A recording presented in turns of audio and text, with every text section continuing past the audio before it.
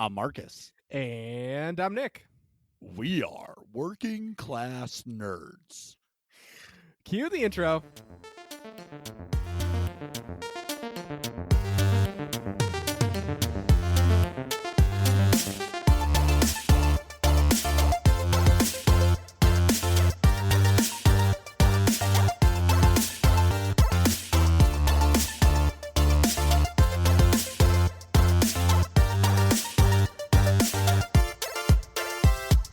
That's right, we are Working Class Nerds, the podcast that gives you no information about your favorite information. Today is, I have no idea what day it is, but I know it's December 11th, 2020, and you can find this. I watched The Mandalorian On Time podcast on Apple Podcasts, Buzzsprout, Google Podcasts, Stitcher, Spotify, blah, blah, blah, blah, blah, blah, blah, everything. You can come watch me fail and win once in a while at video games at twitch.tv/MarcusB814. Also, too, you can find the both of us idiots on Twitter. I am at MarcusB814. I am Matt Nick Vern, that's Nickvern, and this week's episode, it's a bonus episode, and we're talking about The Mandalorian through Chapter 15, and for those of you who are normal people and count it the normal way, that's Season 2, Episode 7, and all of the Lucasfilm updates that we got via Twitter yesterday about all the crazy new shows and things that are happening with Lucasfilm and Star Wars and all the things that we love and care about. Marvel. I didn't pay attention to Marvel. I just care about Star Wars. Yeah, thank you. So anyways, joining us today is friend of the show, Joey Fetta, impromptu guest that we didn't realize was going to be a guest until 30 to 40 minutes before we were going to record. You asked to record it, but that's true. Yeah, so that is true. The other thing too is he's our resident Star Wars Legion painter. That's true. No, figure painter. Do that. I was just doing finger painter. He's a finger painter. He does paint the fingers. Even he paints the whole figure and the fingers. And can we not forget that this is episode 90? This is that's a lot of episodes. That's crazy. We've come insane. a long way. We've come, and we still have a long way to go. Anyway, sorry, Fetta, you here? I'm here. Ready to talk about some Star Wars news in general, covering the entire span of the galaxy, far, far away.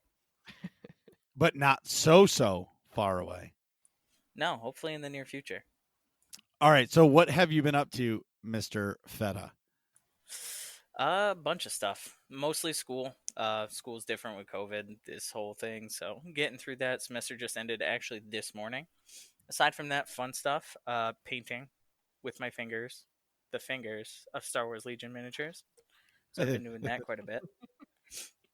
And playing Star Wars Squadrons. I understand that's something that neither of you two really do. So that's a pretty fun game. I actually built a whole flight simulator thing about it because I apparently have too much time on my hands. No, it just means you don't have kids yet. And I can't play that because I'll get sick. That's it. Because I'm a complete wuss when it comes to all those super fast turns and all that stuff. I get sick. I made Nick try it and he got sick too, but I don't know if that's just you guys or what's going on. But I have a blast with the game. It's our Greek blood. What can I say? We just get motion sickness. The Greeks must have the world's worst Air Force because we all get motion sick. But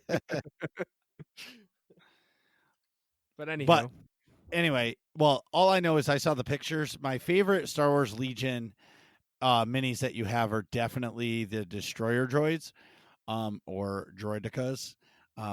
By far my favorite so far of what I've seen that you have. Well, I appreciate it. You got to come check them out in person, though. That's the real kicker. Well, so I would totally like to. It just what I've realized about life with kids and being self-employed is that the only time I get to myself is 9:00 p.m. at night and on. And by then I'm so beat that I just want to go on my computer and play some games and sleep the rest of the night away. Anyway, Nick, what have you been doing? So I made some pretty substantial progress in my nerdiness here. First off, I finished my book that I've been listening to, Thrawn Ascendancy, which is pretty legit. That's the first of the new trilogy, correct? Correct. It's and Yeah, I listened to that. Yeah, it was it's a good. it's a prequel. And it shows how Thrawn like comes up in the ascendancy before he goes to the Empire, which is pretty legit. Um, go ahead. I was just gonna say that I wonder, and this is wonder where this trilogy ends. I wonder if he gets exiled on a planet or like left on the planet, and that's when he gets found by the Empire. Yeah, I'd imagine it's got to be something like that, right? Because obviously from the original trilogy of Thrawn books, I should say, we know that Thrawn eventually goes to the Empire as a cadet and then works his way up, etc. And then he's a Grand Admiral by the time we see him in Rebels, and he's a Grand Admiral by the time we see him in The Mandalorian too.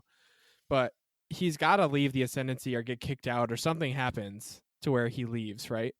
And there's definitely a lot of like political things in the Ascendancy where people don't like him. So, I can kind of see where that's gonna blossom into some more conflict for him later. But I'm interested to see where this goes. Um, I'm eager to read the next one or listen to it. I enjoyed the hell out of it. And just speaking of books, Nick, you know what I started listening to again? What? So, the Darth Bane series. I before you said that, I knew that's what you were gonna say. So I had a couple credits on Audible because nothing is coming out now until January 5th. On January 5th, the whole world goes upside down for books, and so What do you mean? I Oh, is that when the High Republic High stuff comes Republic, out? yeah, yeah. Oh So shit! I've called my local comic book store, and I'm already on the list. And I told them I want every single variant copy of issue 1 of the High Republic. And he said I'm booked for all 6. So Sweet. I'm pretty excited for that. And I told him I want 2 copies of the normal version because one of them I'll read and one of them I'll never ever read. It'll Yeah. just go into its sleeve and just sit there for life. Yeah.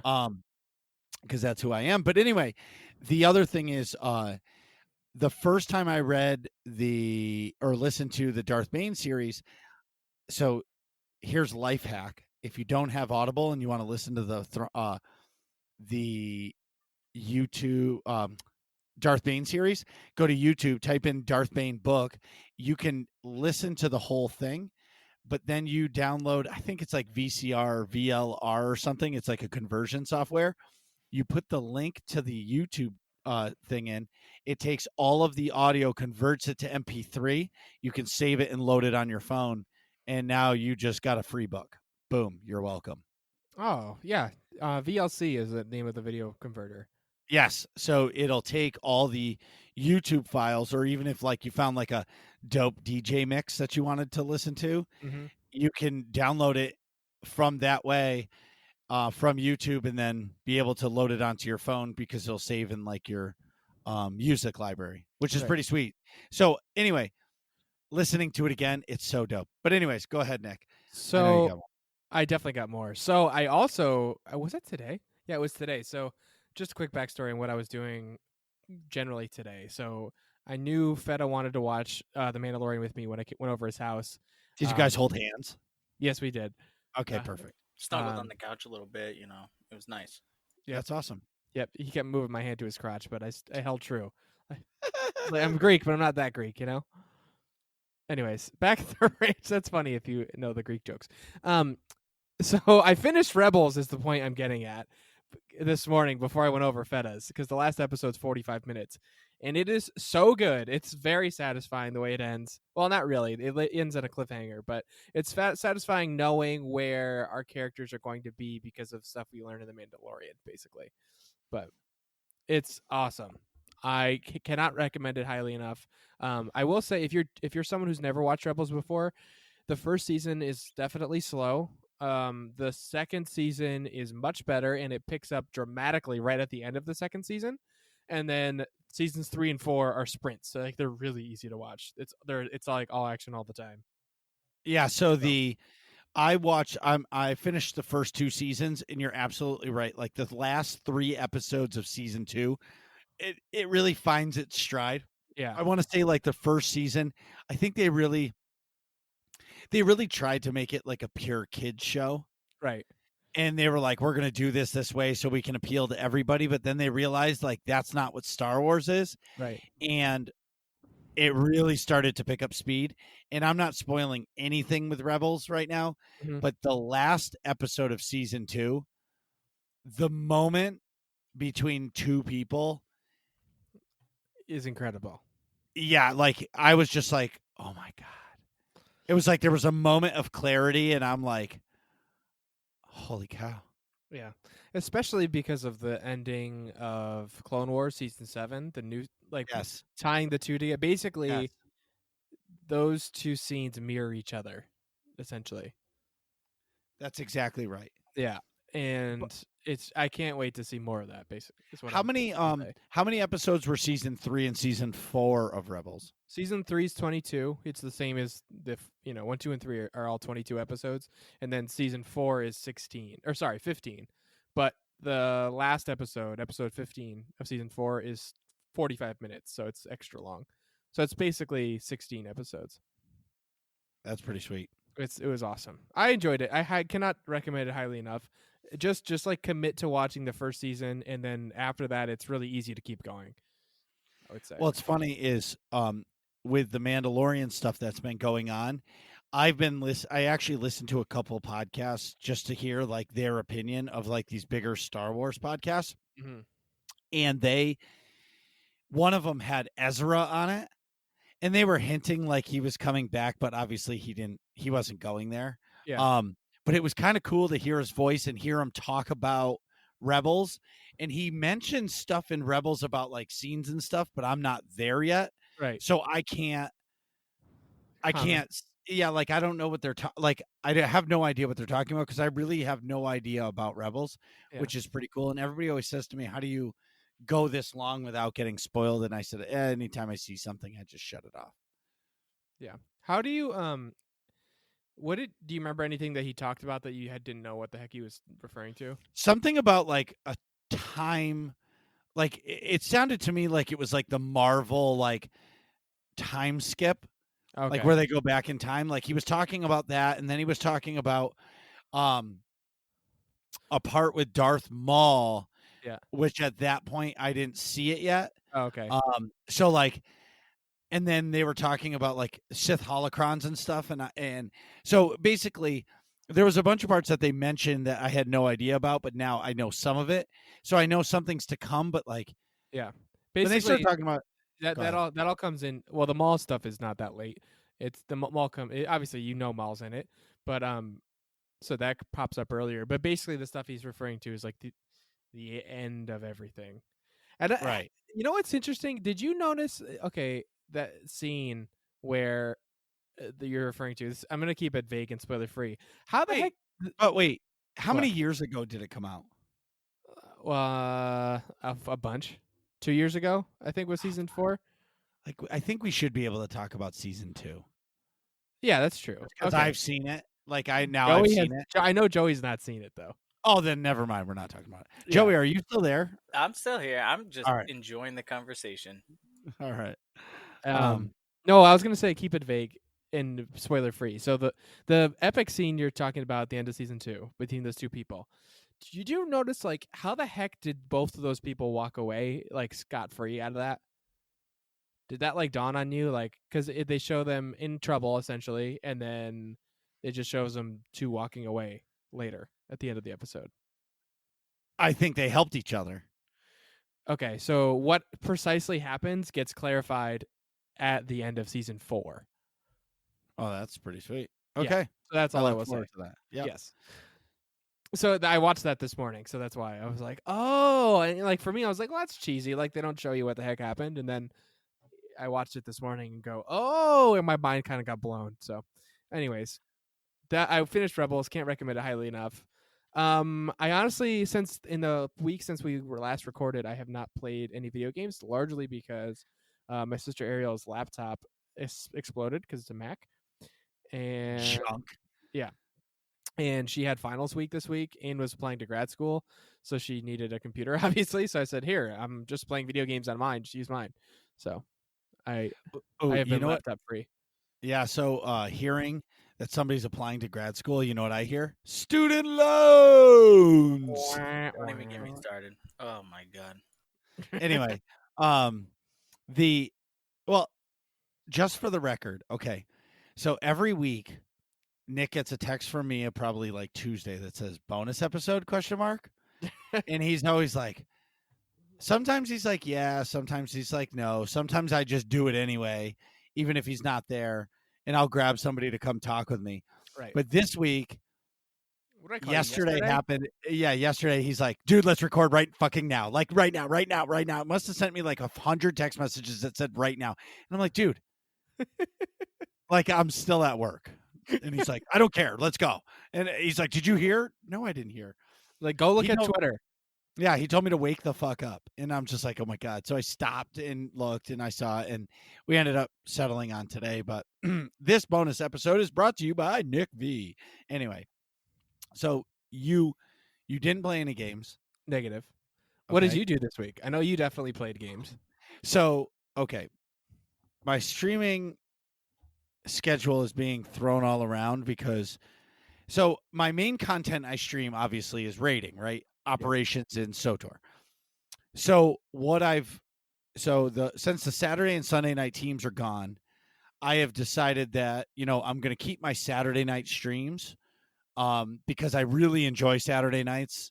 I don't do anything. I'm like middle old and I got kids, so like do I have to explain what middle old is? I don't think we explained it on the air. Okay, so middle old is I'm not old, but I'm Yeah. not young anymore. I'm in that weird transition. It's like when you're 18, you're like excited to be an adult, but you can't really do anything. So like you're a middle adult. You know what I mean?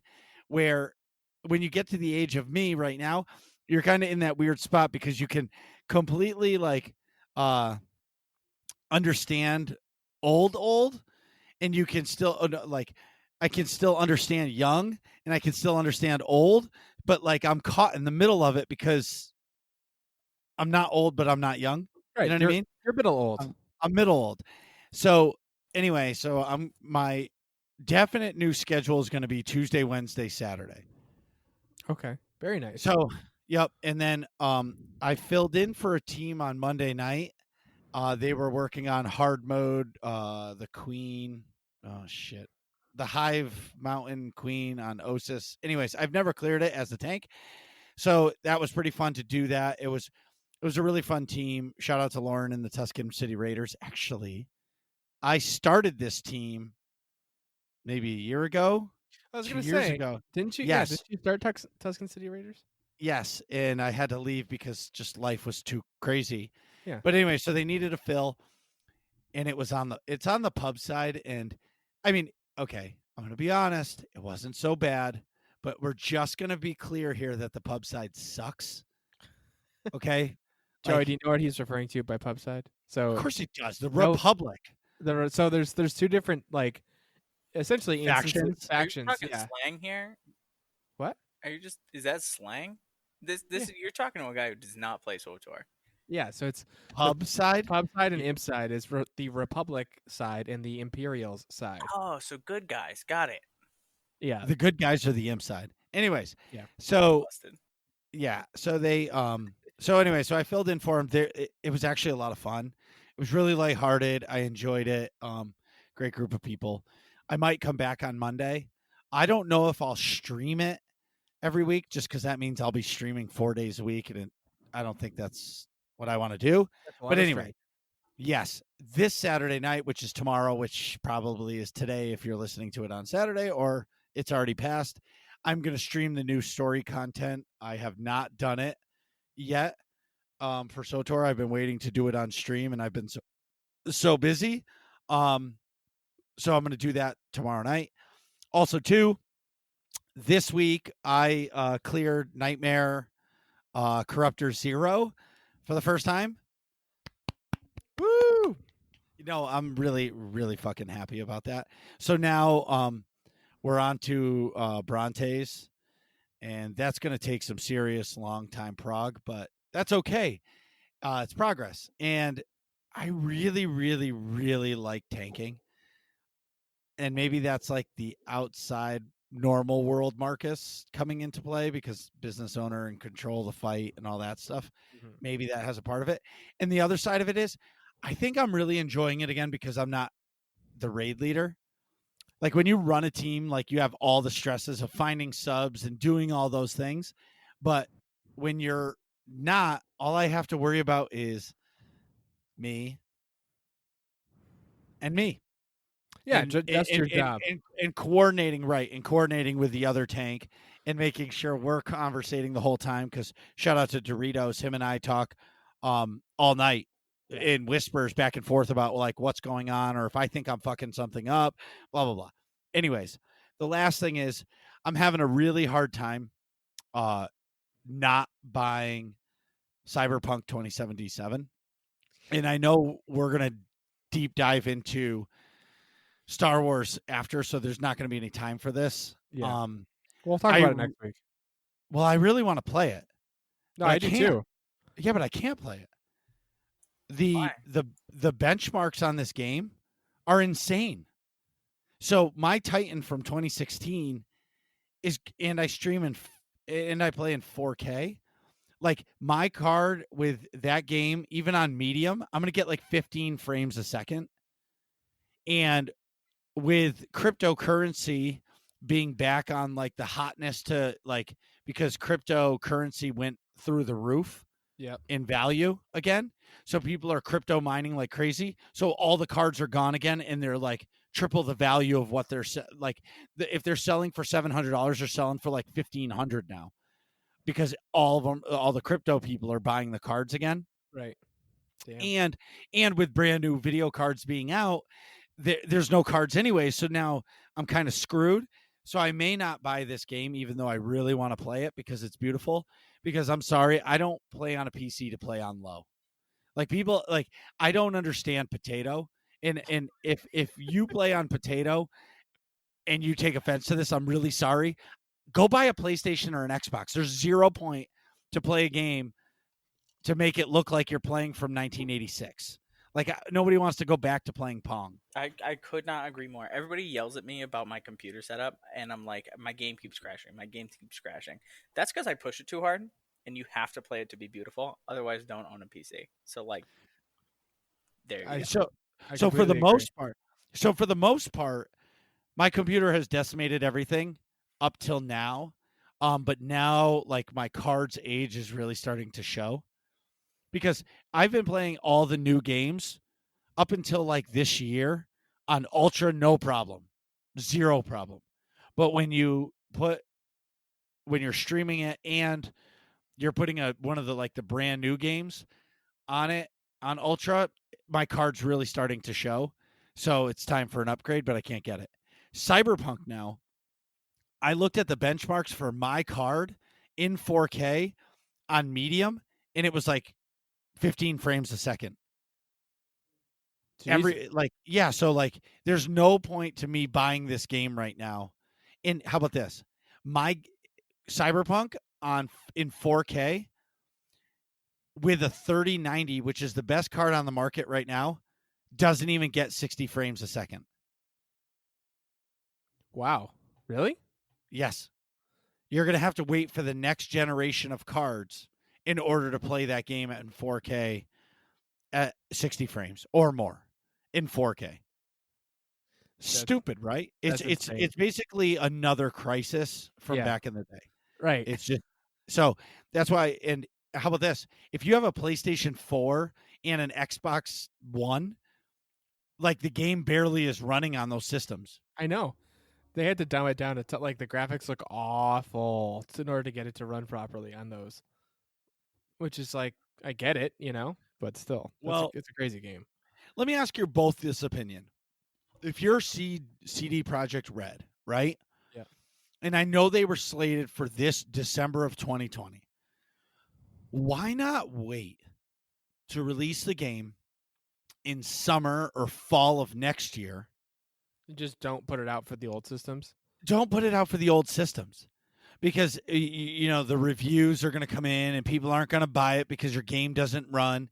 Like clearly the technology of today isn't enough to support that game fully. And I understand why they do it. They want to be the benchmark. Like the first person to run 60 frames at 4K is going to be like a hero to these people. Yeah. But like, I don't know. For me, I'm just like, why would you, or just don't even release it for the Xbox One and PlayStation 4. And I understand why they're doing it because they're trying to make as much money as possible. I personally would have waited. Well, I guess, Joey, feel free to weigh in on this too. I didn't mean to cut you off if I did. I guess there's been a lot of backlash on them pushing it back because it's been delayed like 4 or 5 times or something for bugs and stuff, or just trying to make it perfect. And then it came out and still had some bugs like the clothing glitch and whatever. But I guess they really only released it because there's so many people like being like, "What the hell? Just release the game already!" Like there's a lot of public backlash to release it. So I think if left up to CD Projekt Red, they probably wouldn't have released it for another year or something. They would been perfectly content to just keep tinkering and making it perfect. You know? Yeah, I do. I mean, Because go ahead. you got to think about current events too. Like, what do people need in 2020 where they're all stuck inside? Something to play with, you know? Even if it's buggy, even if it's not perfect, it's going to sell like hotcakes, and we can see that, you know? So maybe That is that could true. have been part of the kind of almost rushed feeling, even though it has been delayed 5, 6 times. And people have just wanted it and wanted it and wanted it. And I think that played a lot to their strength and success because, as you can say, you like want to play the game. So maybe that has something to do with it too. You know, not always just tech specs. Well, I am actually proud of them for pushing it back. I am an avid believer if it's broke, don't release it because you're better off to wait and let people be mad. They're just whiny little bitches. I agree completely. You know what I mean? Like stop whining. Like because they're going to be the first ones that when it's buggy they're going to say this is the worst game ever. They should have delayed it. Exactly. You know what I mean? People are going to cry ever. Like when SOTOR has an update and it's in the patch is taking like 3 hours longer than it's supposed to like upload and get ready to the thing. People are like, give us free sub time because you suck at your job. And I'm just like, that's the dumbest thing I've ever heard. Yeah. Like you want the game to be right. And just people are so toxic, but I do agree with Feta. And like you make a valid point. They fell into a pandemic, which nobody obviously wanted the pandemic, but because of it, I read an article that like video games were like a third of the economy, or like It was crazy how like how quick any game was selling, even old yeah. stuff. Well, when this shit went down, you couldn't buy a Nintendo Switch. The cheapest I saw a Nintendo Switch in March was like $700 on Amazon. Like you couldn't buy a Nintendo Switch. That's so crazy. Gone. And like games, like what was that game that came out for the Switch? Animal Crossing? Yes. Like if that game didn't get released when it did, it wouldn't have been as big as it was. Absolutely not. I don't know People, about that. Hang on, hold up. You're talking to somebody who plays a lot of Animal Crossing. yeah, but I understand that. But okay, I'll give you an example. Before, if there was no pandemic, it would have sold like crazy, but it wouldn't have been a craze like it was. Like you couldn't even go to a store and get that game. Okay, that's fair. You had people that were diehard Animal Crossing. I need a new game, but Right. it definitely. All right, fine. I'll give in on this point here, where you're saying that it was definitely inflated because of everybody being stuck inside. Yeah, because everybody wants to feel good, and that game is a feel good game. Nobody I know plays that game and gets mad at it. Nope. I don't know. Have you ever gone fishing in Animal Crossing, dude? The amount of sea bass is ridiculous. I could go on for hours. It's ridiculous. Well, okay, but again, you're fishing in a game, and you're not like getting murdered by anybody, and like getting somebody's not using the dog rapist double shotguns in Call of Duty Modern Warfare. Okay, in Animal Crossing. Okay. Okay. Fair. Right. So, but what I'm saying is, I'm sorry, I had to bring it back, man. So I was unpacked. Okay, so I sidebar here. So I have a bunch of Penny Arcade comic strips. My favorite one was Gabe and Tycho, the main characters for Penny Arcade. If you don't know Penny Arcade, Google Penny Arcade comic. Yeah. and it's a web comic. And it was these two guys, and it was when Modern Warfare 2 first came out. Yep. And it was they were sitting on the couch playing it over Xbox Live, and one of the I think it was Gabe was getting destroyed by the double shotgun guy, and Tycho called him a dog rapist because he was using the double shotgun. And if anybody played Modern Warfare 2, you know exactly how mad you used to get when you got killed by that thing. Yeah, because it was the 1887 shotgun, and you could have them akimbo, so you'd have one in each hand, and you could shoot maybe like one shot a second, but like it was an insta kill from so far away at launch that you could shoot somebody like halfway across the map and they're just insta dead. Yes. Like not aiming down sight at all. It was just if they're in front of you, they just died. It was the most broken gun in a first-person shooter I think I've ever come across. Right. And Still to this date. right. So it's just one of those things that like you just oh my god. What were we talking about? I don't remember. Animal Crossing? Oh yeah, so back to Animal Crossing. So with the pandemic of what happened, Yeah. I believe that Animal Crossing was bigger than it ever would have been. I'm not saying that the diehard players wouldn't have played it. It just was bigger than it was. How about this? My guild, AIE, they made their own Discord channel because of Animal Crossing. That's how big it was during the the hardcore lockdown pandemic. It was crazy. Like, I can understand people that like it, but not to the caliber that they were. I think that's a fair point to say. You could make that claim about anything, though. Well, I did. I was talking about like how you couldn't buy a Switch, Animal Crossing, any game, and you like you were saying that any game, anything during that time was going to be big because people just needed stuff to do. True. Anyways, in Marcus. SOTOR news, In SOTOR news, 6.2 has dropped Wednesday with some creepy crawlies. yep. So there's been some bugs. I knew there was going to be some problems, and I was so busy that's why I'm just letting them like they released a patch today. I think there will be another patch tomorrow. So by the time I play it, it'll be all fixed on Saturday night. And then in AIE news, December 18th, which is next Friday. Wait, next Friday? Did you say Oh next my Friday? God. Yes. Is that December 18th? Oh my God. Isn't that the day for Mega? That's the monthly Epic Guild activity. So we're going to be doing some Life Day stuff, hugging some Wookiees, throwing snowballs, and then probably do some flashpoints. There's just something, maybe even some open world PvP. It's going to be really, really lighthearted because it's a week before Christmas. And, you know, I know some people are traveling, some aren't. But if you're around, December 18th, 9 p.m. Eastern, Starforge server, best server, come do Mega with us. See, it doesn't sound right when I say it. No, you have to say Mega. That's the monthly Epic Guild activity. That's Friday, December 18th. Enjoy all of the Life Day. And if all this sounds fun to you, go to AIE-guild.org, jump in the Discord, and ask for a guild invite. Whether or not you play Star Wars The Old Republic or any of the other games we play, and we mean any of the other games we play. If you play Animal Crossing. See, now we got to get Fetta in the Discord. Exactly. I'll head up the Animal Crossing guild. We'll just go fishing for hours on end. Doesn't matter. It'll be like episodes of Deadliest Catch. Them complaining and smoking cigarettes in the game and just fishing for sea bass. Dude, it'll be freaking lit. Freaking lit.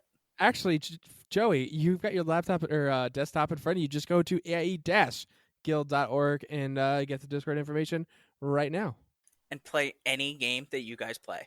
Yeah, you can hang out with us while you play any games. Call of Duty, Animal Crossing, Star Wars The Old Republic, any MMO. Come on down.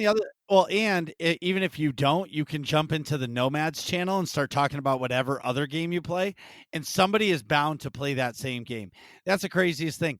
I saw somebody mention a game that I haven't heard of in a while, and they're like, hey, I'm playing that too. And next thing you know, they're in the Nomads chat channel chatting away playing this game that's, not popular or just a rando game. Anyways, Nick, you got to use the bathroom?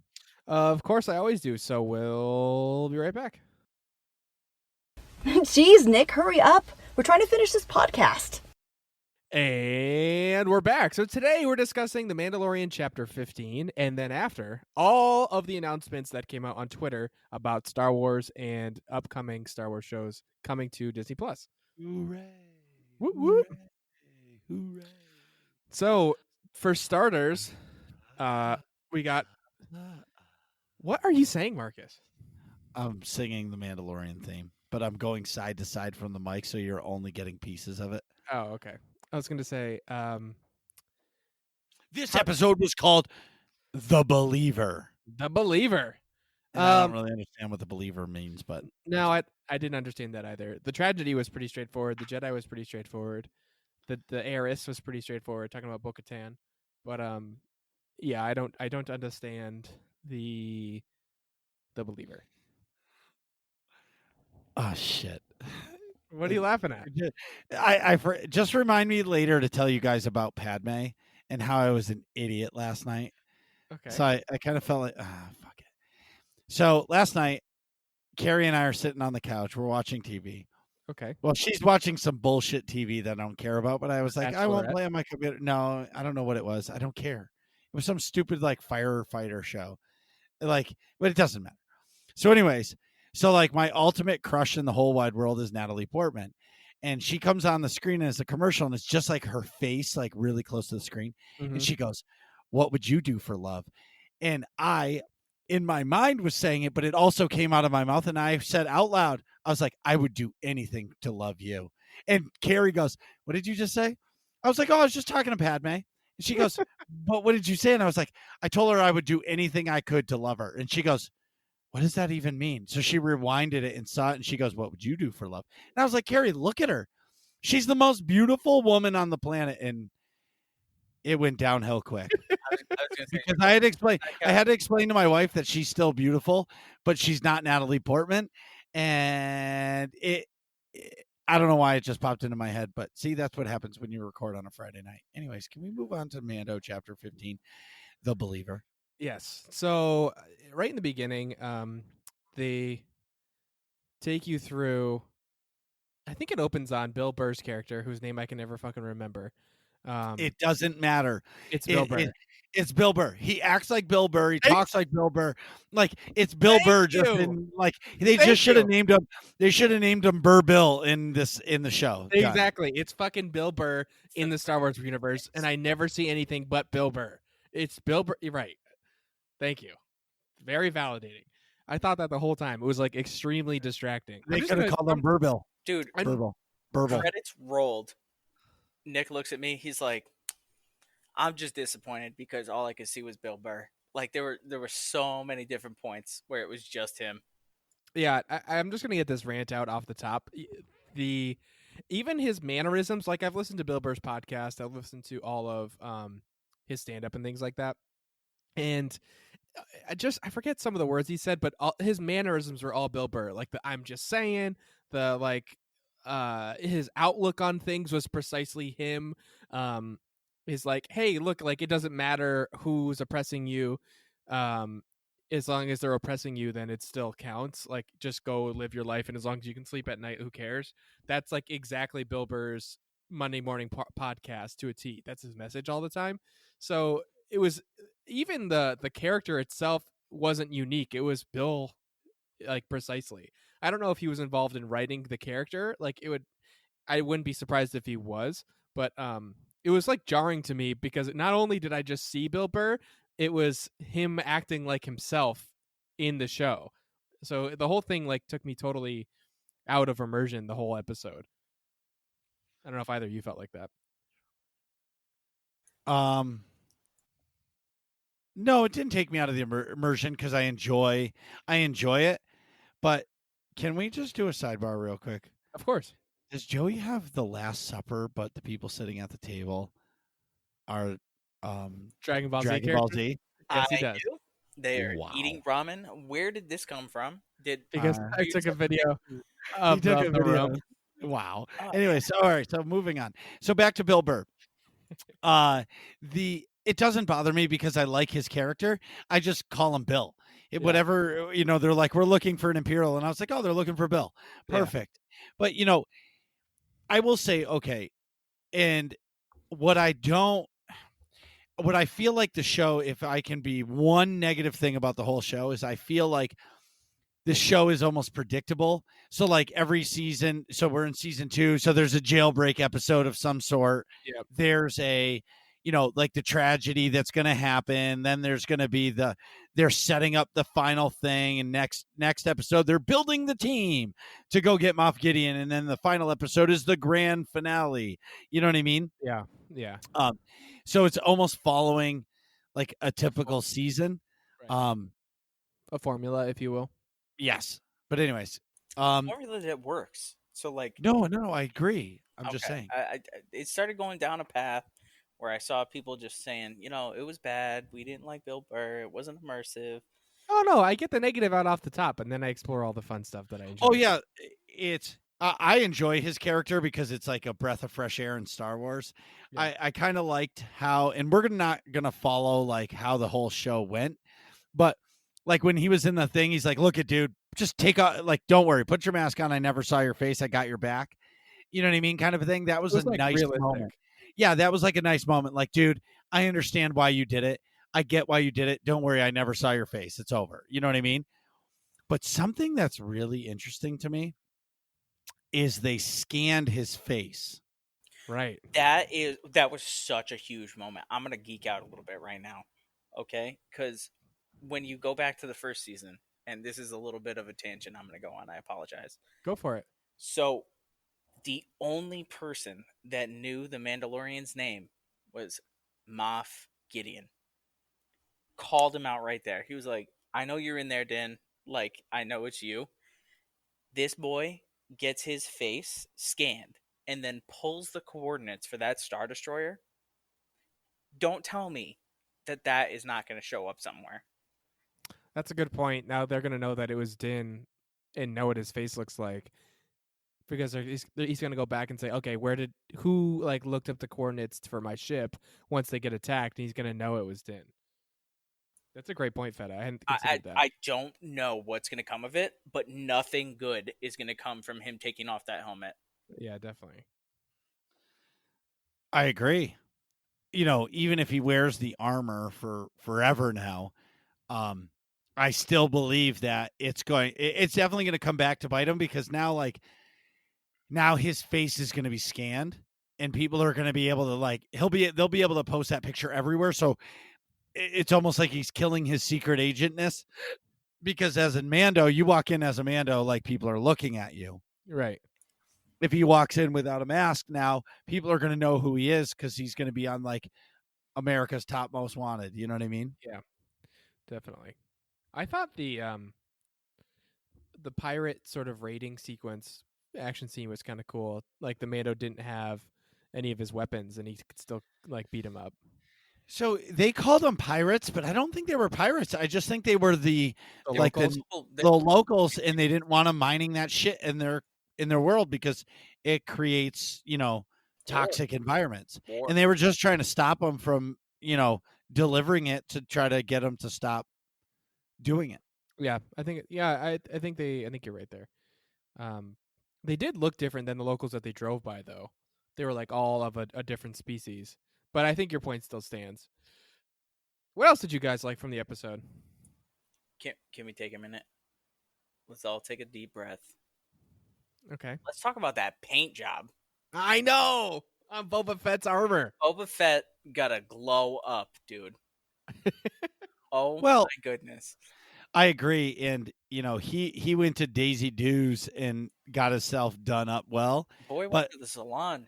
Oh my yeah, gosh. for sure. That's what I'm saying. And what I liked about it is he's been waiting so long to get his armor back, and he was just like, "This needs a paint job." So he Immediately. probably sat in the ship and did his shit up right. The other thing I wanted to say is, it almost looked, because it was clean, it almost looked like it fit him better. So maybe like, no beer belly. no No I'm beer not belly. saying, yeah, like maybe like they didn't modify the armor, but like definitely the cleanup of it made it look really good. You know what I mean? Yeah, I agree. He went to Men's Warehouse. Ultimately, Ha. is what we're saying. Yeah. Through and through. But if we're gonna talk about that, he dropped a seismic mine on those two. Ties. Dude, that was the Audible great. gasp. That was fantastic. Yeah, like what they're doing for the fandom right now. I know everybody always hated Attack of the Clones. I still think that was one of the best movies. Yeah, it had like the stupid love parts were Yeah. dumb, but like if you like take out the love parts, it was actually a really good movie. And like the CGI sucked, and that's the other part is like the technology wasn't there yet. Yeah. But What that year movie did was that come pretty out? legit. It was a long time ago. In a galaxy far, far away. Right. Exactly. No, when the seismic mine like happened, I think I literally like a complete and utter dork went, "Oh my god, that was so cool!" while we were watching, like under my breath. Um, That was epic. Where did we see a seismic mine before? That was like Attack of the Clones. okay, yep, Yeah. Jango Fett's. That's the yes, only time we've ever seen it kind of drop, and it's like that one sound where it just Mhm. breaks the sound barrier and everything goes silent. yeah. That brought back so much nostalgia for me, and that moment I just kind of like was so present. I just love the Mandalorian. I don't know. That was awesome. Um, and then what do you guys think of? Is her name Cara Dune Yep. in the show? First What off, do you guys? hot as hell. I'm sorry. Well, Uh, don't ever apologize. It's not. I don't think Send she's me all that out to the attractive. wolves if you got to, but I don't know her portraying that character. Does it is for just you? Perfect, man. I think I like the character. I think she's relatively quiet, and I think that's mostly due to the actress's like lack of traditional acting I think it could be. quality. It could also be towards the character because she's a rebel shock trooper, Right. and at the end of the day, like what we know about shock troopers, they're not necessarily the most vocal people. They follow the protocol, and They're just based on essentially like rebel special forces, right? exactly. You can attribute it to one of the parallels I draw. If you've ever played Halo, was Mhm. ODST. I Yeah. love that game. Fantastic game, but that's the parallel I draw to her. Kind of like that stoic being, but also plays such a key role that you can't really eliminate them from any sort of operation that you're going to go through. Yeah. But the way Cara Dune exists in this Mandalorian universe, just it's very strange to me because I can't put a necessary beat on the character because you thought originally that she was like an outlaw kind of doing her own thing, but then all of a sudden we get this new piece of information where she's a marshal for the Rebel Alliance or whatever, the New Republic, sorry. So she's kind of going back into that sense of order and away from this outlaw tendency that she was living prior. Yeah, I guess I don't really understand her character in this, and maybe That's why I love it. because yeah, well, I guess I'll see how it all goes as the time moves forward. Um, but I guess I just don't get her character, and maybe that's because she's so quiet and so reserved, and yeah, You don't get like her motivations and like where she comes from. You mean Marcus?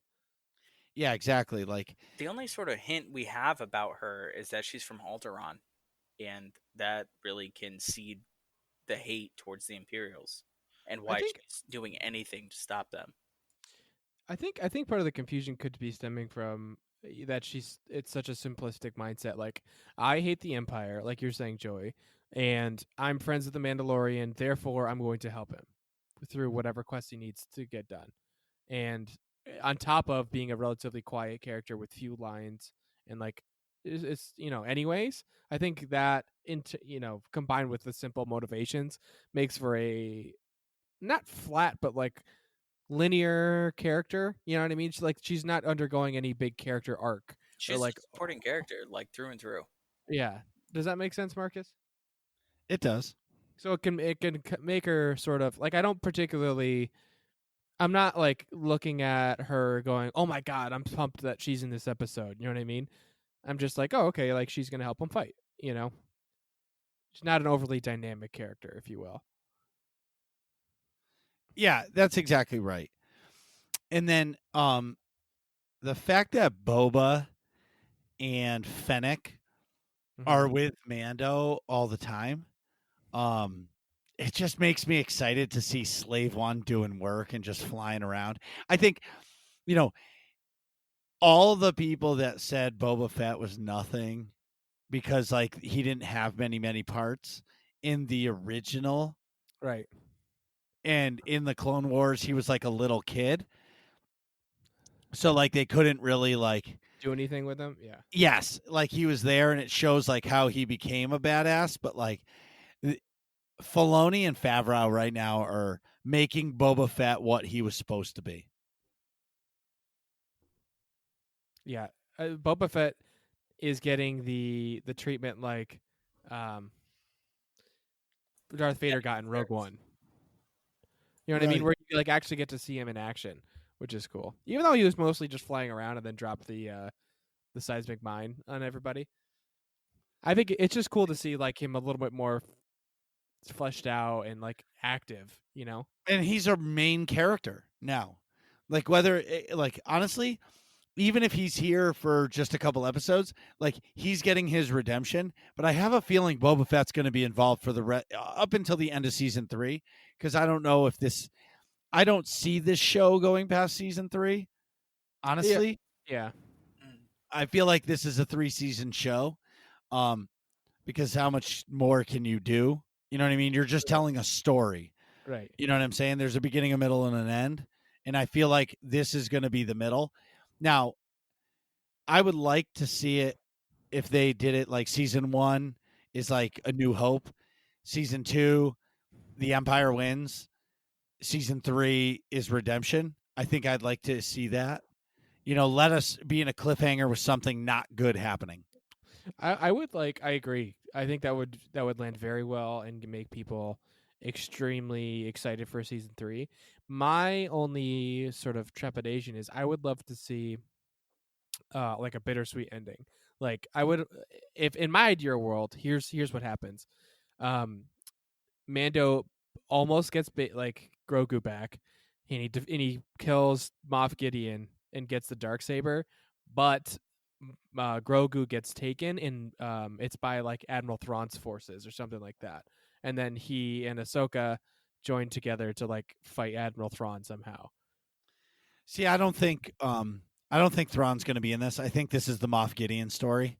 I think you're right.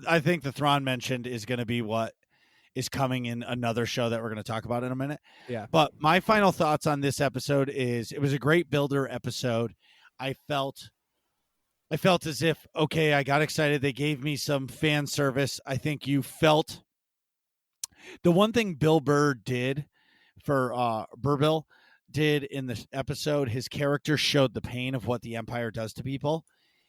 And for that, like it was a good role for him this time because you saw the pain on his chest when that officer was talking to him. Yeah. That was, you know what I mean? It was a very powerful moment, and just the tension that you could actually feel. It was done very well.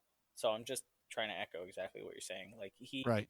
as much as we kind of not really trash talk Bill Burr and his character prior to this, but that one specific scene really tied it together, and it was No, very dynamic for that character and the storyline in general.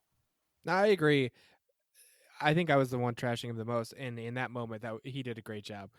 The character, just like he said, that was his moment of like being dynamic, right? You see him in the previous episode, he's like all about me, like got to do what you got to do for yourself. In the before this, in this episode, same thing. He's mimicking that sort of thought process. Hey, you know, oppression's oppression. No matter who it is, you got to do whatever you can do just so you can sleep at night, etc. And then he sees this and he goes, you know what? Fuck this guy. I'm killing him. We're shooting our way out of here. I don't give a fuck. This guy is wrong. You know what I mean? And it's like a switch to where like it's not only you're not going to do what's pragmatic, you do have a sense of morality. And then at the end of that scene goes, hey man, don't worry about it. I never saw your face. Like it's all good. And he shows that he has that sense of morality. I thought that was a really cool moment too. I agree with you. So human. Yeah. Because you think about I don't know. This is me. I have my own bias as far as Imperials versus Rebels go. Imperials to me seem like machines. They're working towards one specific goal, and Yeah. that's domination in a sense. But when you think about all these different people that kind of defect from the Empire and move toward something that they feel is a more powerful goal, whether that be freedom across the galaxy or, doing good and stopping oppression, this, that, the other thing, whatever happens, Mm-hmm. you could almost see it in that character's face, what he went through, the essential, like, um, demise of that one. What was it? Operation Cinder? Something Yeah, like like that. his whole division died Exactly. basically. Like everyone died. So many indigenous people of that planet died. And then the other officer across the table is like, it's what's best for the Empire. They're going to come crawling back to us. And it just flipped that switch. It just completely set him off. And I don't know. It was a cool moment. I could go on for hours, but you guys have lives. It's quite all right. All right. With that, let's jump into the several Twitter bombs we got from this official Star Wars Twitter page yesterday. I guess I think I put the list in roughly chronological order, like how they tweeted them out. But the summary is they tweeted about a whole bunch of shows that are either in development or going to be in development, that would be coming to Disney Plus. Marcus, do you want to start us off? Okay, so you got Rangers of the New Republic. It's set within the timeline of the Mandalorian show. Beyond I'm that, I guessing, don't think we know a whole lot. well, if I had to assume, I'm guessing it's going to be like the Cara Dune. Yeah. So my understanding is it's like her her special forces unit essentially. If or maybe not literally hers, but like that same class. Oh, Joy, do you have clarification? So Cara Dune is just recently joined the New Republic. So she's Okay. from the original rebellion. Okay. So she kind of separated herself. Again, here I am talking about Cara Dune. Go Um, ahead. so she separated originally, kind of went and did her own thing, and then recently joined the New Republic just based on her history. And this happened it was episode 4 or 5, where the New Republic officers that saved the Mandalorian from that nasty spider, Yeah. they kind of showed up and kind of tossed her the medal and said, "Hey, we need you." Yeah. So if we're talking about Rangers of the New Republic, I really hope that if it's set within the time of the Mandalorian, I would hope that it's separate from the events of the Mandalorian. Oh, I see what you're saying. I was thinking. Yeah, I have it confused. Clara Dune was a special forces in person the rebellion. in the rebellion, not the New Republic. Uh-uh. So this is going to be talking about like soldiers in the New Republic that just got established during the Mandalorian. Yeah. So it's like when they start to take over and they start to kind of rebuild what I imagine was the old Senate. Right. So I mean, I don't know what kind of direction that's going to take. It could be anything. It could be trying to hunt down different settlements or whatever control points that the Empire still has, where they still have a really good kind of presence.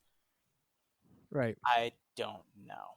Yeah, I don't know what's going to happen in this, but I'm interested to see like other non-force wielding people. I like any of the non-force wielding shows, or that idea. And how much of this whole series is going to involve the First Order?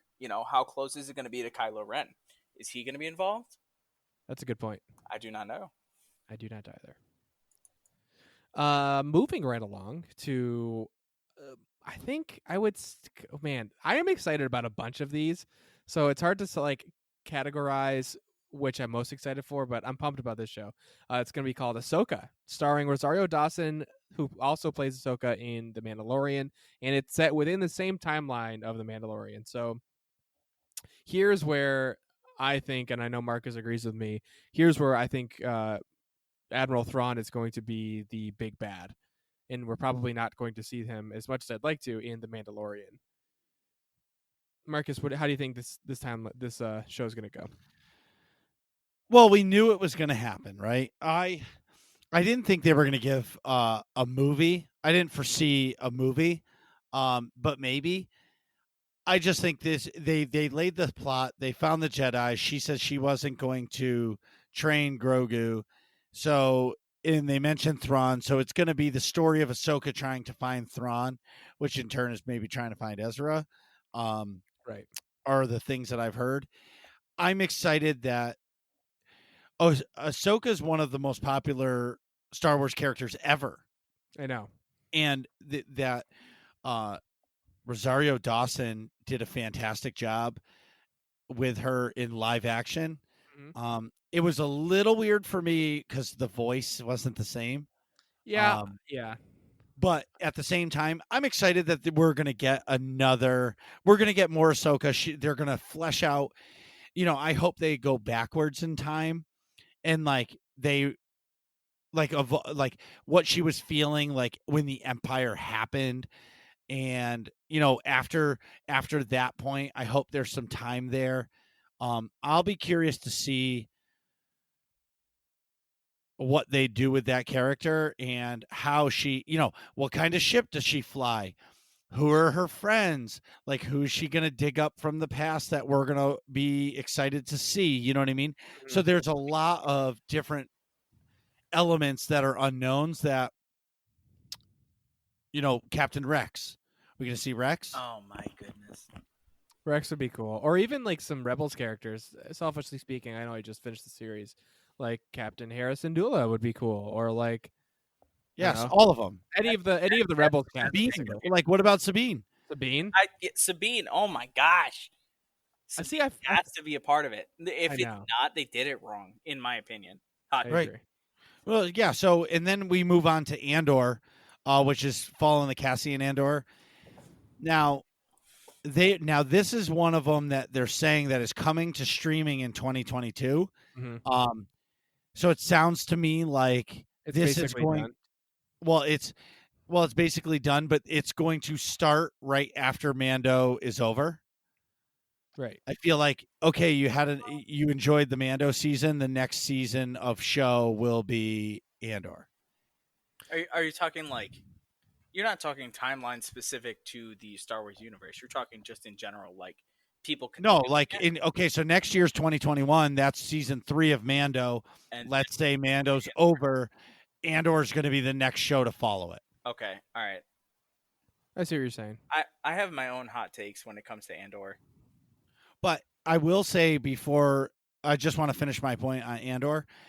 I'm looking forward to that because believe it or not, Rogue One is probably it's probably my favorite Star Wars movie as a movie, but it's not my favorite of all of them. But I loved the movie because it meant so much to me. Like that movie means so much because if it wasn't for Jyn Erso and Cassian Andor and Rogue One, it would never have Would have happened. nothing would have happened. Yeah, And that's and Stardust. I was listening to I don't know what podcast it was, and they were talking about the Rogue Squadron. Like Rogue Squadron wouldn't be Rogue Squadron if it wasn't for them calling that Rogue One. Exactly. And Rogue One will never be a ship again. So, you know what I mean? Because forever Rogue One is Rogue One. Right. And if it wasn't for them, this would have never happened. So I'm excited for the Andor show, and it's going to and I hope they show the dark side of the rebellion. Oh, Right. God. Yeah. You know what I mean? Like, hey, you got to go kill this guy. Why do I have to kill this guy? Well, because we don't like him. Right. He's working against the the rebellion. Yeah, Okay. and we need to get rid of him. Yeah, sure. Like I've done things that I never questioned, but What I did for the rebellion is I think that's correct. the line. Right. Um, What do you guys think for it? I'm super pumped about it. Like similar to you, Rogue One was one of my favorite Star Wars movies ever. And Joey's exasperated over there. He thinks the same thing. Rogue One had me in actual tears. I saw it in theaters 3 separate times and cried every single time. That to me is the epitome of what Star Wars needs to be. It's not a happy story. It's not a sad story. It's a story of somebody fighting for something they believe in, somebody that's willing to lay it all on the line for a greater cause. That whole change, that whole God, I'm not gonna go there. I'll leave it alone. Joey's ready to cry now. I'm tearing up. You can hear it in my voice. We're already at what, like an hour and 15 minutes into this. Yeah. Call me next week when you want to spend 4 hours talking about Road One. That is by far my favorite Star Wars movie. Say what you want. Disney ruined it. Blah blah blah. That story Well, filled in the gaps that we needed to fill. I agree. Because when you look at A New Hope, like, where did they get the Death Star plans? Boom, there it Rogue One. was. I agree. many Bothans lost their lives. Right. I'm one with the Force. The Force is with me, man. Well, I will agree that it filled some holes, but it was a really good hot take, and a hot movie, and I loved it. Everybody's down on Disney because they did a terrible job with the sequel trilogy because it wasn't thought and planned. But I believe Disney really screwed up because they got greedy. Because like the Yeah. Solo movie was good. The Solo movie was good. It was I fun. didn't like Solo, but Yeah, but it was fun. It But was it was fun. because they released it, 5 months after Rogue One, and because they were just trying to make as much money as they could, and they realized that they can't do it. Anyways, moving on. The one big drop that I kind of liked, I was expecting a little bit more, was the reveal of the Obi-Wan logo. Yeah. I was expecting a trailer or I just know. showing like Ewan McGregor in a robe standing on Tatooine. You know what I Yeah, mean? but Like, they haven't shot anything yet. it's like oh, brand new. I thought they already shot stuff. No, No, they just they just I released it's the just cast. they just said that they are going to start filming in Boston. And I thought it was Boston, Massachusetts, and a lot of people did. And remember we were going to go up there, Yes. but then we realized it's Boston, UK, so we would have ran to Boston, Massachusetts for no reason. Old Boston. Yeah. Well, so I guess I misunderstood how it was. I thought they already started. So realistically, the Obi-Wan show is probably not coming until 2023. If I had to guess, yeah, probably something like that. I think I heard 2022, late 2022. I hope so. Well, that's can't 2 come shows in a year. And honestly, like, I don't know, unless it's like an animated and one live action. I don't believe there should be 2 shows going at once. Well, who's working on Obi-Wan Kenobi? Because if we're talking like Andor, and you said that was coming out 2022, right? Well, that's what it says. Yeah, They announced that. things change, but I don't think that the same team is working on Obi-Wan Kenobi. Yeah. Like Dave Filoni. I don't know what the involvement Well, is. Dave Filoni and Jon Favreau are in charge of Star Wars right now. Yeah. Like, Yeah, if it's TV shows, I'm pretty sure those guys are in charge. They're making all of the decisions. I know for a fact that they are working on Ahsoka, like flat out. That is who they created as a character back in Clone Wars, So they are focused on that. But to be honest with you, I'm making a lot of baseless claims as far as Obi-Wan Kenobi goes, because that is the one not the one I'm most excited about, but it's up there just because of the cast that was released. You got Ewan McGregor coming back. You've got Hayden Christensen coming back. How on earth could you expect me to sit here and be quiet about this?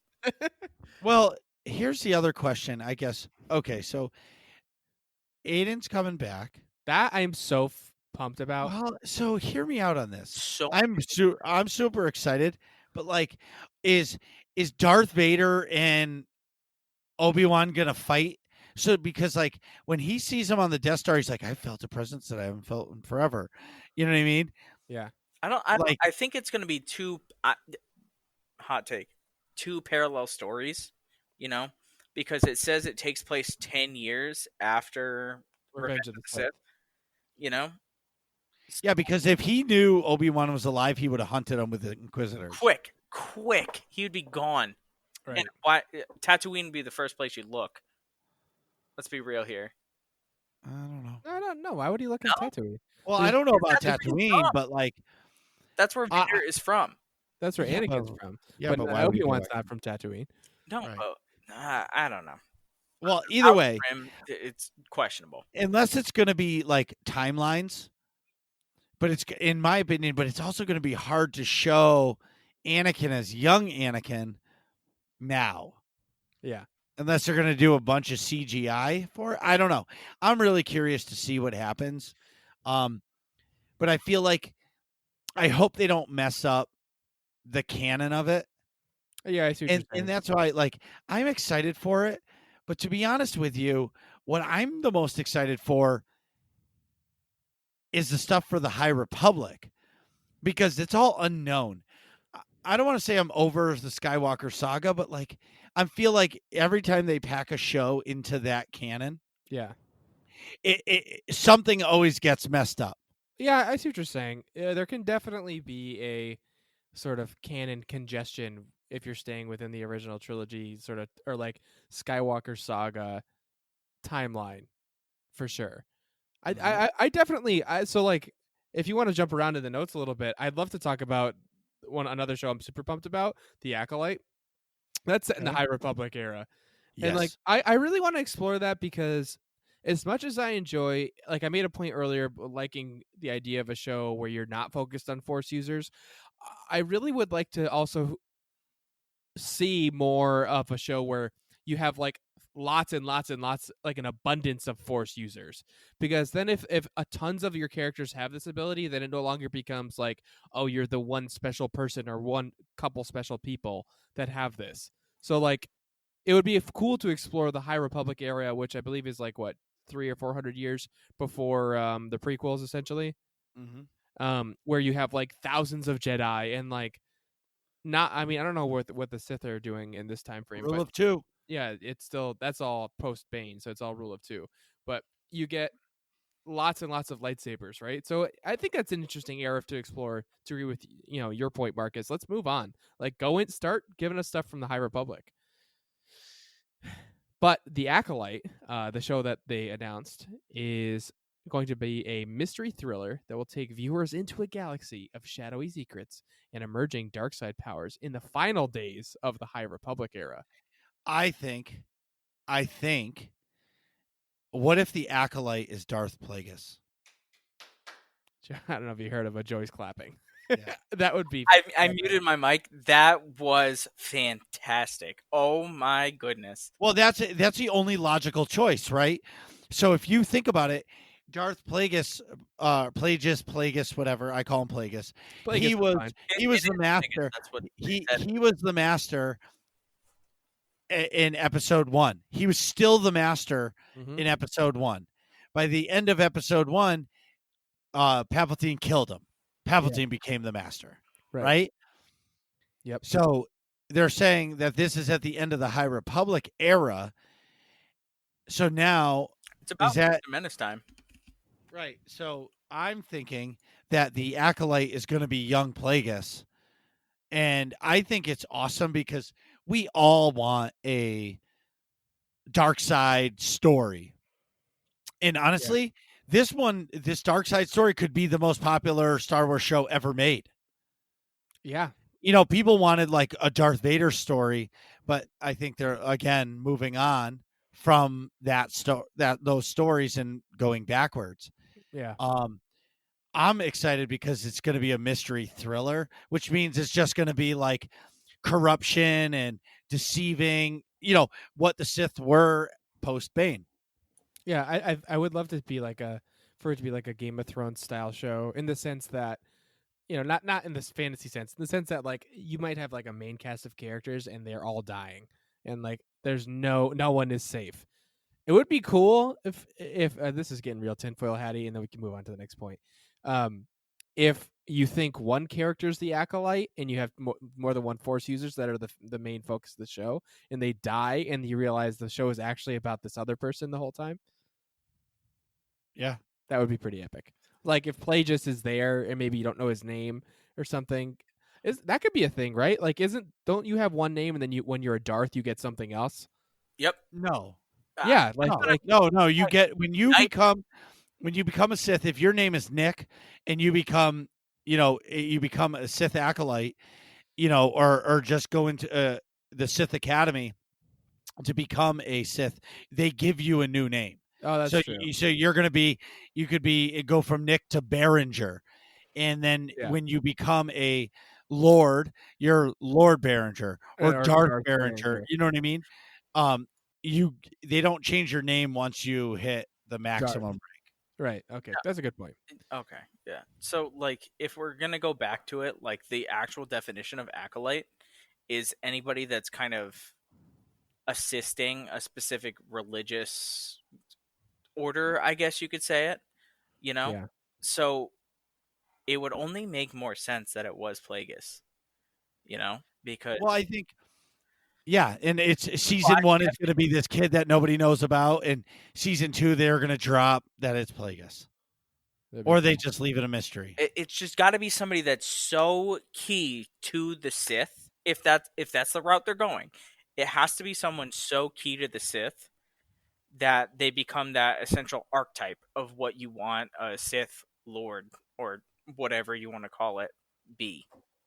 Yeah, That's just by the title of the entire series. Right. For sure. Another one that I'm really looking forward to, I like the way they delivered it. So there was this woman skating, and clearly you could hear like planes in the background, and she was just skating through like a runway. When she lands on her car and says, "Hi, I'm so and so," I forget her name, and Patty I am, Jenkins. huh? Patty Jenkins. Yes, thank you. And she's like, "My dad was a fighter pilot, and I've always wanted to do this, and now like I'm getting the best of two worlds." And she puts on the X-wing helmet and walks towards an X-wing, and I was just like, "Whoa!" And originally I thought it was going to be another show. It's not. It's going to be a full feature film. Full goddamn movie. Oh, I didn't realize Rogue Squadron was going to be a film. Feature film directed Yeah. by Patty Jenkins, who did Wonder Woman. Oh, Right. shit. Okay. Yeah, I mean, you're talking to the guy with the X-wing tattoo. Like, I am the most excited about Rogue Squadron. You That's cannot epic. get more excited than I am. Right. And what I've understood from it that I've read, and now that I have no idea if this is true, it's going to be based off a squad of people who are new cadets coming to the New Republic. Oh, that would be fantastic. Or the New Republic or the Rebellion? The Rebellion. Rogue Squadron. Well, It has to be. Well, I'm not sure. I can't answer that because I don't know that. The last one that I am, 5. I'm really excited for one of the animated shows, but I'm going to leave that one for last. Okay. A Droid Story. I don't know if it's going to be a film, a TV show, but I personally love, like, R2-D2 is my favorite character. Yeah. And I am excited for it. I hope it's like the Droid Tales on Disney that I watch with my kids, because it's super lighthearted. It's an awesome animated show. The kids love it, and it's just a feel good show because the droids always just want to do good, and whatever their programming is, and they're always not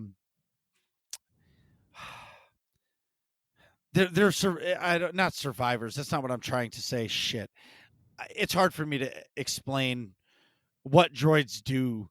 They don't quit. You know what I mean? They're essentially servants. Like, I don't know. You talk about all this different stuff that droids have gone through, especially in the transition to where I assume the consumer is now in the kind of time period of the Mandalorian after whatever the droid movement was called. I forget. Anyway, but like to kind of highlight your point, droids have always been there. They've been the workhorses. They've played such a key point in all of these different things that we love. So it would be fantastic to see that droid story of what they actually go through. Right. What else is coming, Nick? We've also got an anime, like Japanese art style version of a Star Wars story called Visions, and that's all we know about it so far. That it's going to be an animated show, obviously, drawn in more of an anime style, and called Visions. I don't know.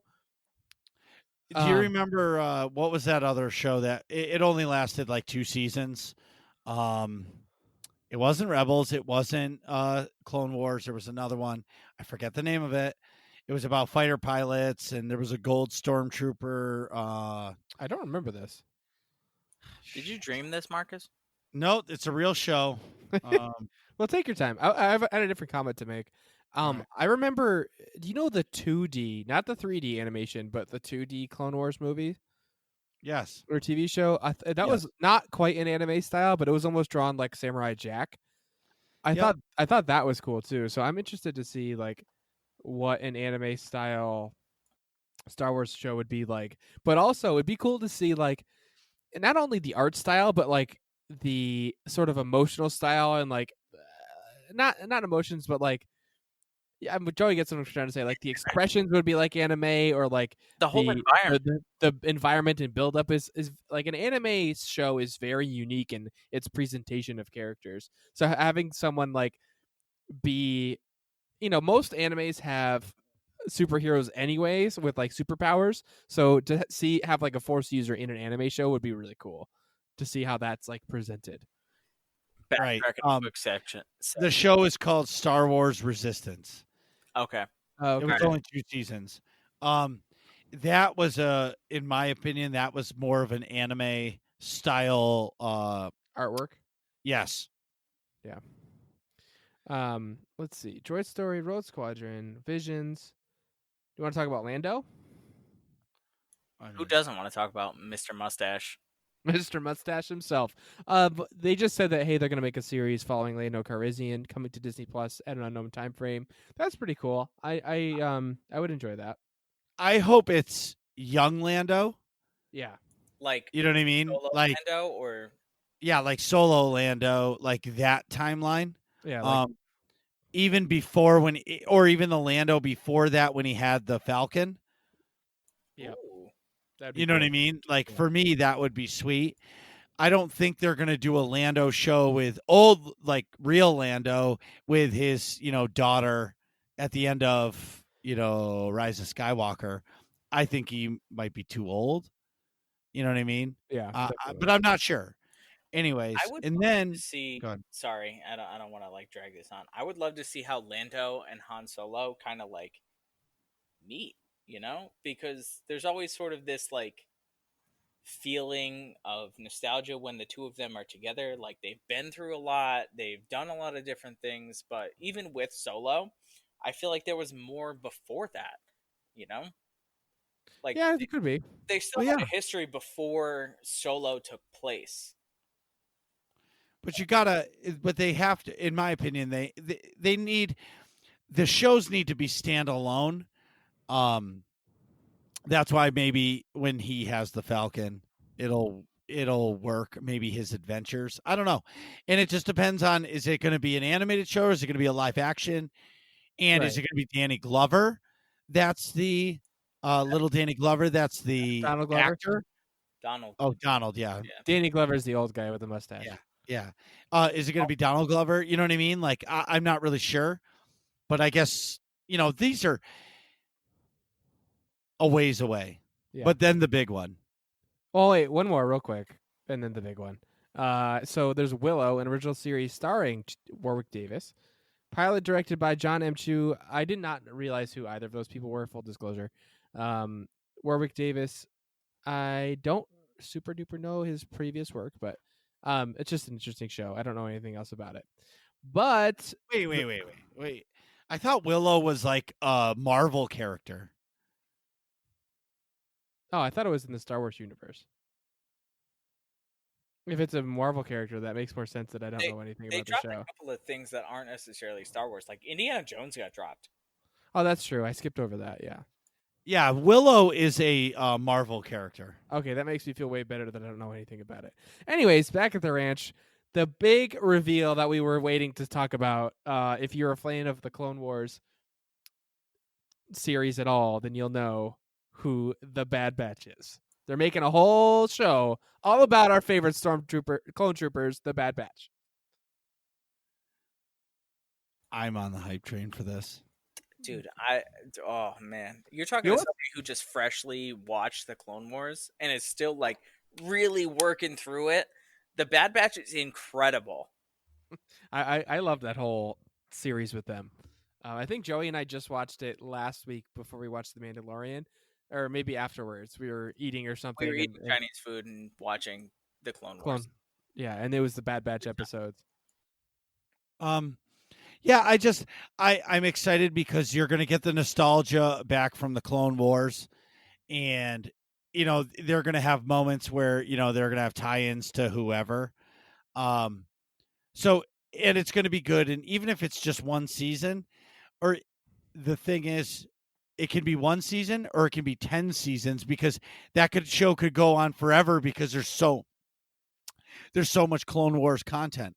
And the other thing, how cool would it be is if one of the episodes is they're on the same planet as Kenobi and Anakin, but Kenobi and Anakin don't even know that they're doing all the work to make things happen, and they hightail it out of there, and then Anakin and Obi-Wan think they're the best because they got it done when they really didn't get it done.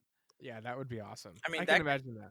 That could be considered Jedi's as a whole, if we're really talking about Clone Wars.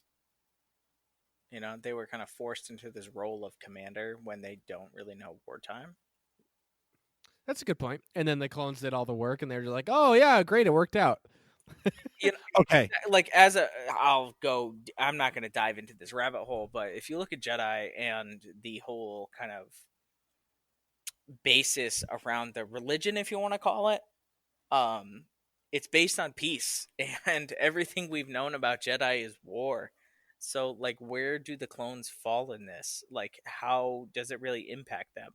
And one of the key quotes that I remember from Clone Wars is that I forget who said it. It was probably Rex or Cody, but like the clones have mixed feelings about the war because they wouldn't exist if it didn't happen.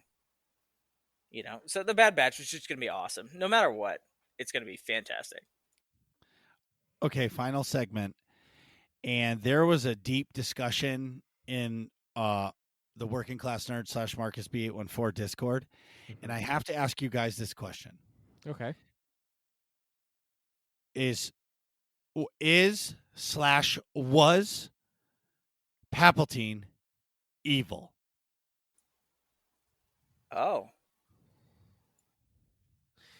Joey, you can go first if you want. I need a minute to process that question.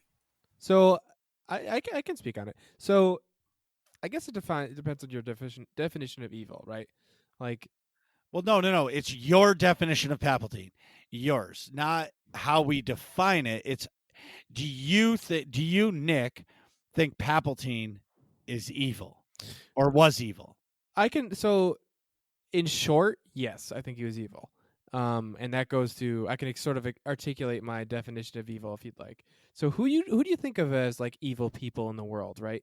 It's often dictators who will do like Hitler or Mussolini or Stalin or something like that, right? Like generally evil serial killers, evil people. And what sort of attributes do they have?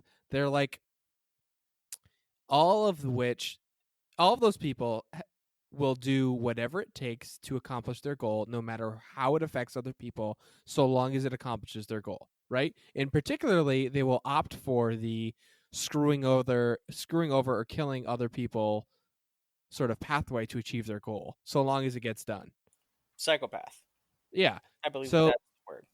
Yeah. So, in that sense, if that's your definition of evil, Palpatine is without a doubt an evil person and has evil intentions. He wants power. He wants to be the greatest, most powerful being, regardless, light side, dark side, doesn't matter. He wants to have all of the power and be immortal and rule over everything in existence, no matter how he gets to it.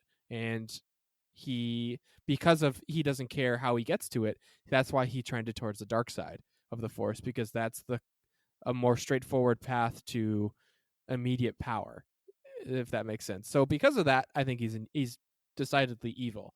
But I could kind of understand other people's arguments saying, I'd imagine I didn't read the Discord, full disclosure, but I'd imagine some folks might argue that he just wants power, and that doesn't necessarily make him an evil person for wanting power or something to that effect. Joey, what do you think?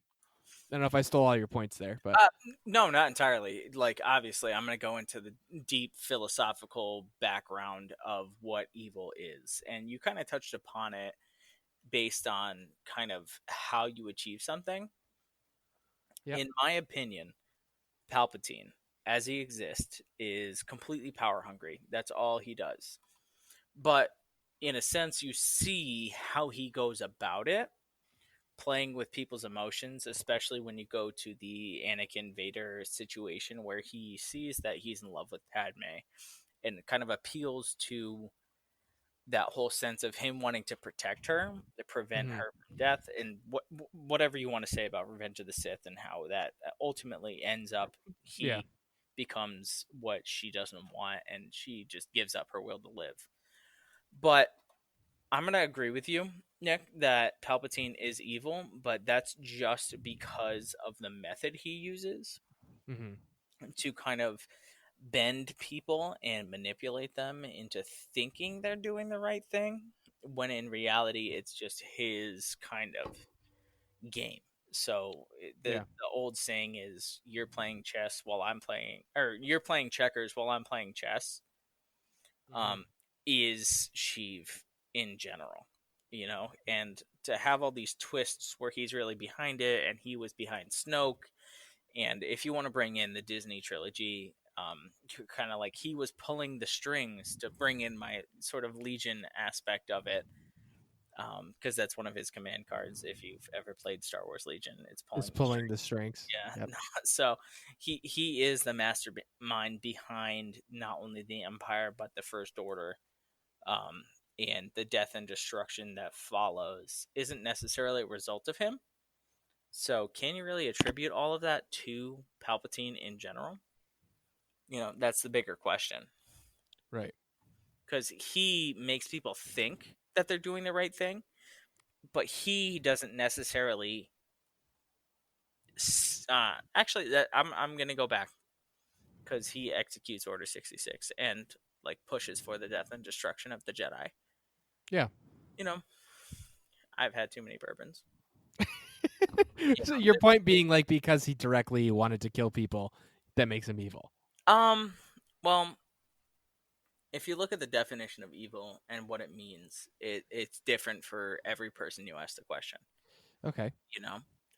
What is evil? Is evil harming another individual to get what you want, or is it like just generally having no consideration of what your actions do to others? Yeah, I see what you're saying. Sense? It's like a really gray line, and that's one of the things that's interesting about that character, because he's portrayed as such an evil being, but we never get his side of the story. Playing devil's advocate here, because you're talking to a Rebel fanboy. Right. Well, I mean, you get his side of the story in the Darth Plagueis book, which is kind of what I'm referencing. Okay, a little bit. I haven't read or listened to that, so that could be an eye. It's quite a. I mean, I still said he was evil, having listened to that, and it's told from his point of view. But Marcus, what did you think? I actually, I can't answer it, because for me, it's just it's a hard thing, because I understand both sides of the coin, because deep down, he just wanted peace and order. I don't know about peace. Well, he did, because when he took control, there was peace. Like, nobody messed around. Like, but he caused war. There was peace. And the Separatists had their involvement. Was he trying to get rid of the Separatists? I don't know, because he basically had Dooku at his fingertips. Yeah, but he was trying. It was all a manipulation to get rid of all opposition. I guess. He knew he could. He knew he could best Dooku, and he knew. Like, he was definitely evil in the sense of because he did mass killings and he was an evil person, but like deep down, he wanted peace in the galaxy. I see what you're saying. And Yeah. he caused peace by being the emperor, and people were scared, and like it was a dictatorship. But at the same time, all he wanted was peace and order in the galaxy, and he got it. I'm gonna go ahead and kind of oppose you in that statement that you just made. In that he didn't necessarily want peace; he wanted order. Because if you look at everything that we've seen, it talks about how the Empire has oppressed every single planet they've been in contact with. The indigenous people absolutely hate the Empire. They're scared. They run into their houses anytime a stormtrooper walks by. That is not peaceful in my definition of that word. It's definitely order. It's definitely conforming to a specific, goal that an individual has if they have that kind of control and that follower base that Palpatine has amassed over the years. But I don't think he really wanted peace. He just wanted the control, and the order is how he achieved it. Yeah.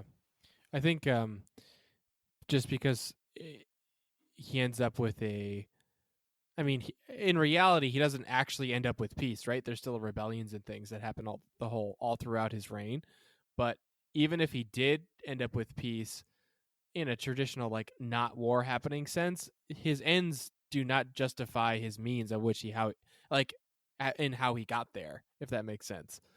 It does. Like, what is the end that he was trying to achieve? Like, that's what I'm saying. Like, even if you give him the benefit of the doubt and say, oh yeah, there was peace after he became emperor and conquered everything, and all the empire was peaceful, like, which I disagree. I don't think that was the case, and I think that both of you can say that that's not the case. But even if you concede that point, you still say, like, okay, how he got there is not it's not justify the end result of peace. So in that case, I think he's pretty wholeheartedly an evil person.